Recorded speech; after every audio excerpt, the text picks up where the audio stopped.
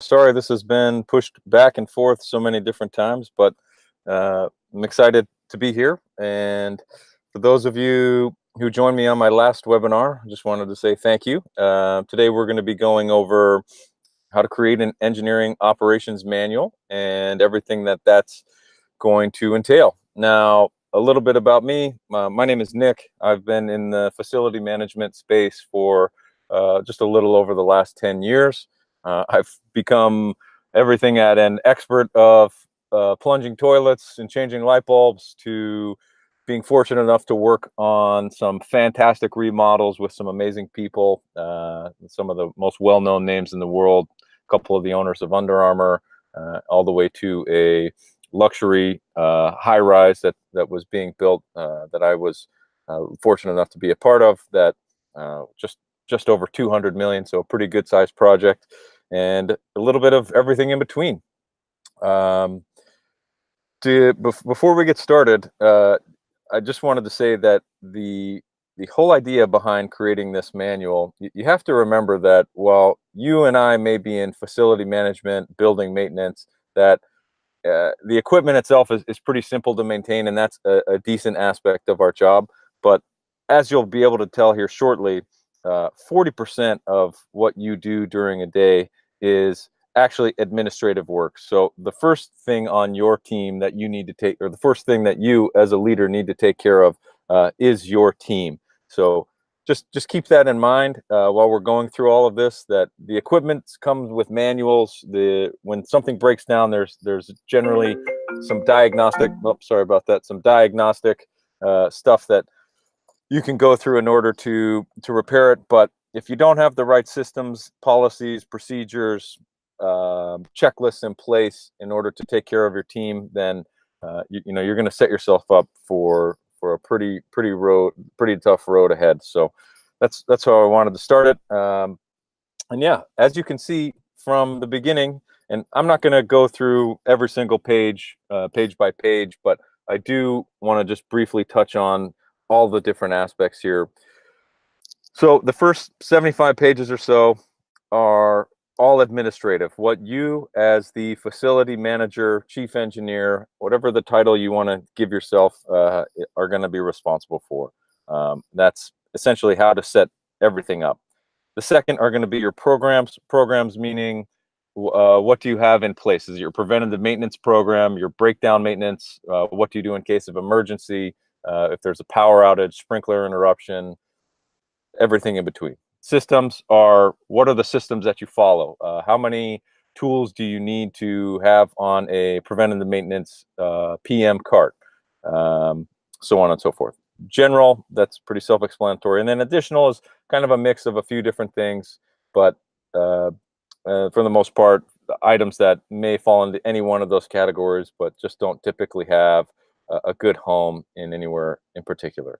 So to get started on your administration, this is something that the first page should look like. I do also want to let you know that when you are developing this engineering operations manual, that it can seem daunting, right? 100 and how many pages is it? 189 pages. That's a lot. I mean, for some of you, we've read books that are longer than that or shorter than that. But that's a lot. However, when you break it up into different segments and you enlist the help of your team, you're going to find that it goes a lot easier. So don't be overwhelmed by this, and make sure that you're not the only author of it. There are a lot of people with a lot of experience that are going to be able to weigh in, give you some constructive feedback, and help you create this. Because it's not a static document, and it's certainly not intended to be written overnight, written even in a month, and then you put it up on the wall and you rest on your laurels and say, I'm done with it. That's certainly not the case. So make sure that this is a living document, that you're constantly taking in feedback from those on your team. You're updating, you're changing a few things, whatever the case may be. Because you always have to remember, as the leader, people can always develop specific characteristics and they can always get these qualifications, but you are the main instrument behind your department's success, and you were hired to take everything that was there, take the components of each individual trade, each aspect of the building, orchestrate it in such a manner that creates results, that's efficient, and that allows you to train everybody. So I'll let you look at the first page here while I look through some notes I wanted to go over quickly. Where did you go?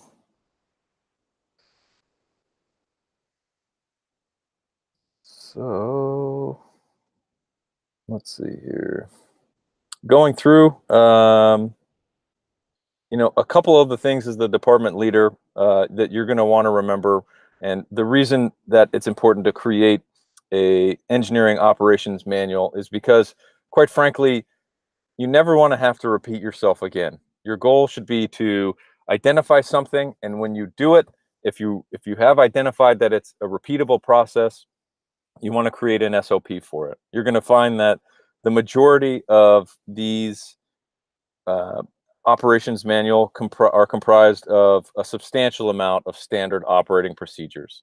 Now, one thing that I've done in the past to help identify which ones we need to do, for a period of a month, I gave everyone on our team, a couple hundred sticky notes, and we designated a wall in our shop that anytime a process that came up that was able to be repeated, that may or may not have been a system already. We didn't ask everyone to go through the SOPs that we had on file. I just said, hey, look, if someone comes up to you in a hallway and asks you to go work on something or takes you away from a specific project, you need to write that specific instance down, right? How many times does someone come ask you to take care of something while you were on the way to do something else?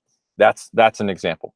And at the end of the month, we looked on our board and we put likes with like, and then we made sure that anything that was on there that was repeated multiple times, and this was a big visual thing for our department, so you could quickly look at it and say, oh wow, these are all the things we're doing.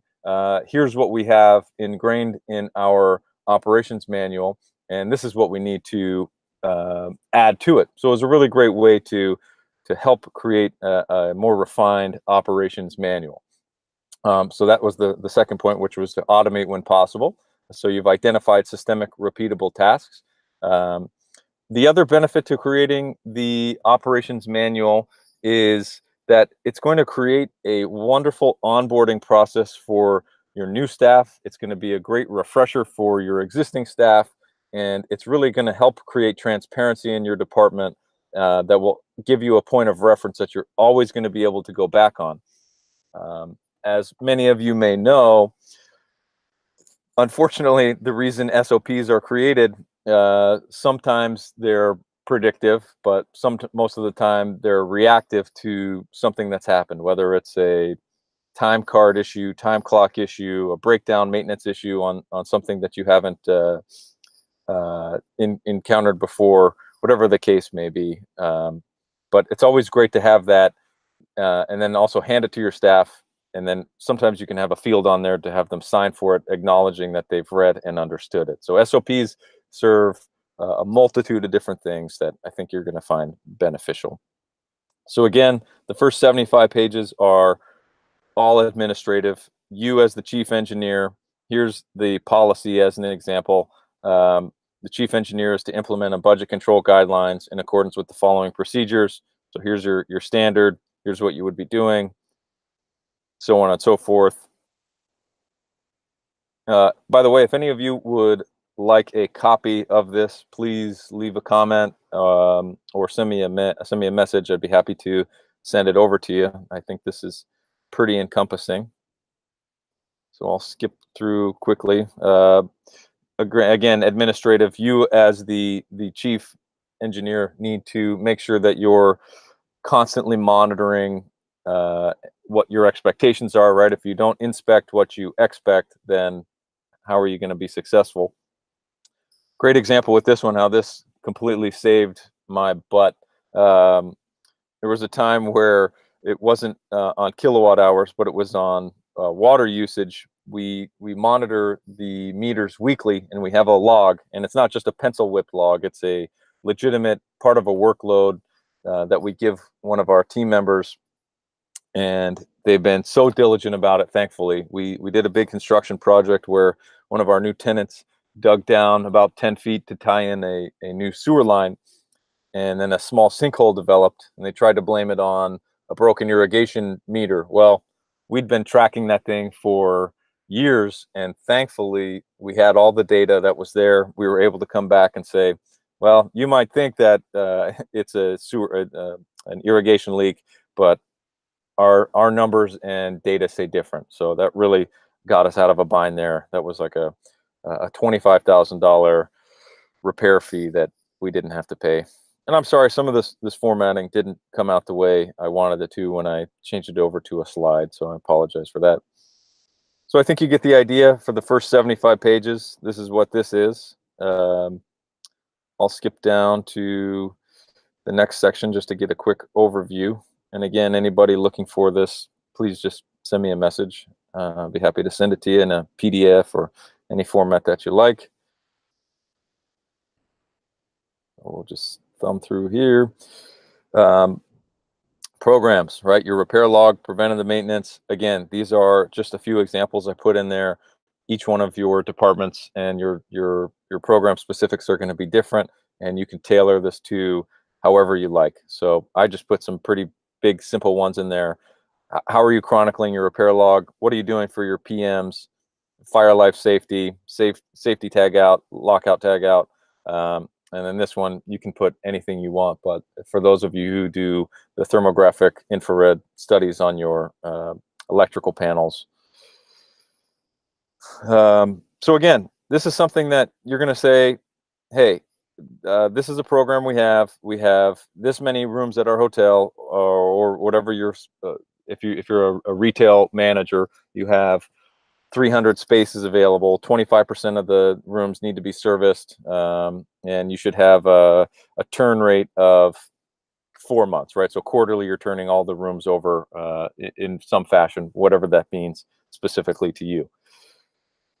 Again, just an example, and then here's what your sample checklist should look like. All right, if you go on your AC, TV, telephone, furniture, FF&E, what you should be doing in the closets, door maintenance, bathrooms. And again, these are really simple things. And what's great about having this is when you develop your preventative maintenance program, you also use this as somewhat of a guideline, and then you extrapolate on this further. So you just continue to refine, refine, refine. And like I mentioned earlier, you don't have to be the Lone Ranger, the Marlboro Man on this one. You would absolutely enlist the help of your team. So let's say your typical PM, you have your painting team, your plumbing team, your central plant team, your just general maintenance techs. Each one of them are going to be tasked with a specific subset of these items, right? So you're going to have your painter go in, touch up the doors. Maybe he's going to touch up the inside of the closet. Maybe you'll have him throw a new shelf and pole in there to take care of it. Well, at the same time, your other maintenance general person is going to be adjusting the doors themselves. Maybe they're going to be touching up the carpet, maybe replacing a tile, whatever you have going on there. Well, as they're doing it, part of their task load and workload should also include creating an SOP. So you should also have them, while they're doing it, write down the processes that they're doing. Just to make it easy, they can turn it into you at the end of the day. Now, if you have 15 people on your team, each one performing different tasks throughout the preventative maintenance life cycle, now you should have 15 SOPs specific to that. You can simply take them, refine them, and make your life significantly easier. So again, sorry for the formatting. Some really simple information here. And again, this is the program section. After your programs, oh, I'm sorry about that.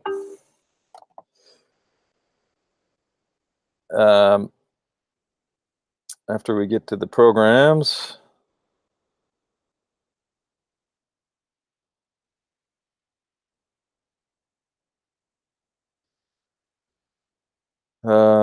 that's just your SOPs for your programs. Again, systems. So what systems do you have at your facility? You have water treatment, pool and spa. Do you have a water feature out front? Maybe you have Kaba or RFID key controls. What else do you want to put on there? You can put your garage openers. You can put elevators. You can put everything that you want. Your central plant, boilers, chillers, cooling towers, pumps. I mean, you can really go as in depth as you want. Well, not to keep going on this because I think we're at the end of this thing. Essentially, we only have a few pages left. I think you get the idea on that aspect of it. Now, I wanted to hop over to um, kind of the onboarding phase again, where I don't know why this window closed. I'm sorry. Well, to skip over to this, part of your engineering operations manual also needs to include your training manual, right? This is just something that I developed as a 10-day training program for any new hires that came on. This would be the example for any general employee that we brought on board, what day one looked like, what day two looked like, and what day three looked like. And a lot of this was accompanying your staff, could have been you personally, could have been a supervisor, but then you also had that training manual to hand them that was 100 and not 100, that's a separate one. We have a 97-page manual to give to our onboarding staff. This would be specific individuals. Let's say you hired an engineering manager. What would their day three look like? Let's say you hired someone that was going to be part of your PMP team. What would their day four look like? So on and so forth. So you can continue to refine this, and it just, again, is a general overview. And I've learned that the more you make people feel welcomed, and the better systems you have up front is really going to set the tone for their career there. People love working for organized people that are transparent, that have clearly defined expectations, rules, etc.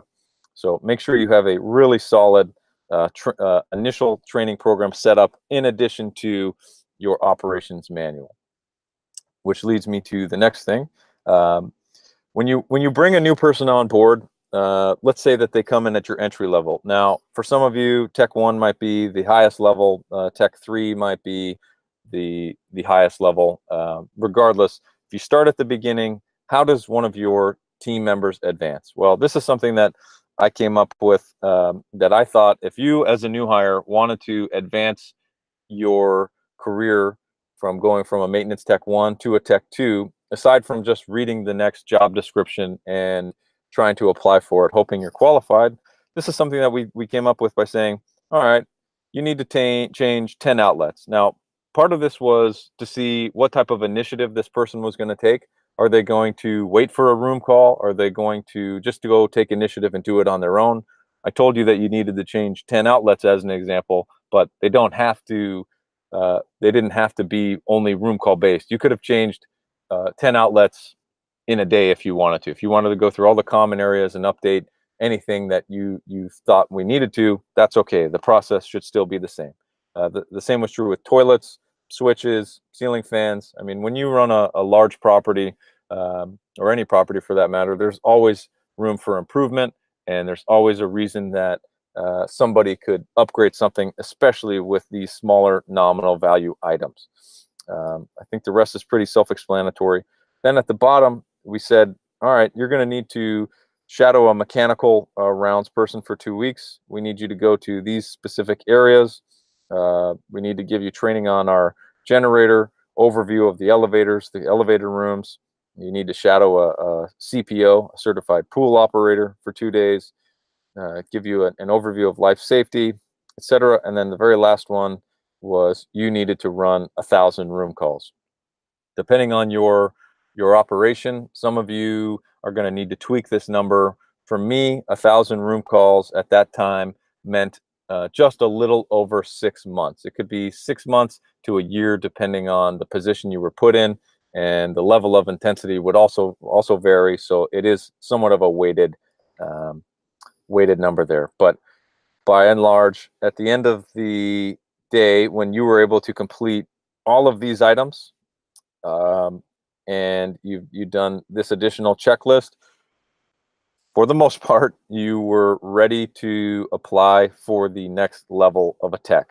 And then I have another level that says Tech 1 to, or sorry, Tech 2 to Tech 3 checklist, right? And then it would go Tech 3 to supervisor, supervisor to manager, manager to assistant chief. I think everybody loves being able to see a clear path to how they're going to be able to go from step 1 to step 2 to step 3. And I'm sorry, I wanted to show you this as well. Now, this is something that is a little bit different than the operations guide. So if we go back to the first page of this, the engineering operations. Now, this is pretty comprehensive.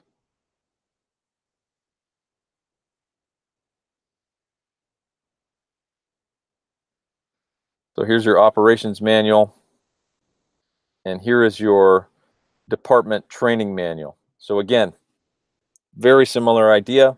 You take everyone on your team, you enlist their help where you can, and you're going to find that, like I said earlier, the majority of this is going to be comprised of SOPs. So we certainly have our department's welcome, the department's intro, what our idea of enhancing guest experience, any service accountability, teamwork, principles of service, etc. And then once we hit 29 to 55, I'm sorry, 29 to 97 are all SOPs. So again, to go over it, your goal as the department leader should be a couple things. One, don't ever have to repeat yourself. Find a way to duplicate what you know in a paper form, in a living document that you can hand to additional team members, that if they were to read a step-by-step, line item by line item, they should, in theory, be able to achieve the same results as you if you were to be there doing it yourself. Because when you become irreplaceable, you also become unpromotable. Now, any of you that's developed a skill, regardless of what that skill is, let's just use it. Let's say you learn how to change an air filter, right? Something simple, and you feel really proud of yourself.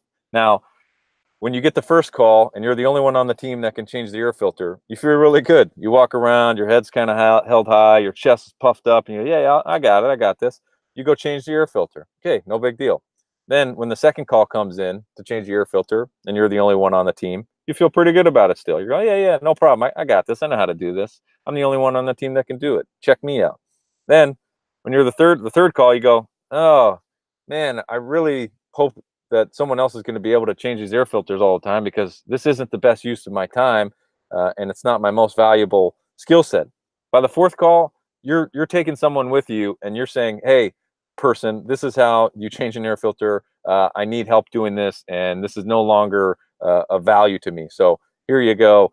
Thanks for your help. I'm not going to be the only one able to change air filters anymore. Now, I know that's kind of a silly example, but the same is true for everything that you do. If you have to tell one person one thing, okay, maybe it's a rare occurrence. If you find yourself having to repeat it more than once, you need to create an SOP for it, because you're going to find that it will be useful for others. A lot of these are so simple and so mundane, but I can tell you, I got so tired of having to go over how to clock in, what your example of tardiness would be, what you need to do for a uniform. What color undershirt do you need to wear? Some people show up with purple, blue, green, yellow, neon.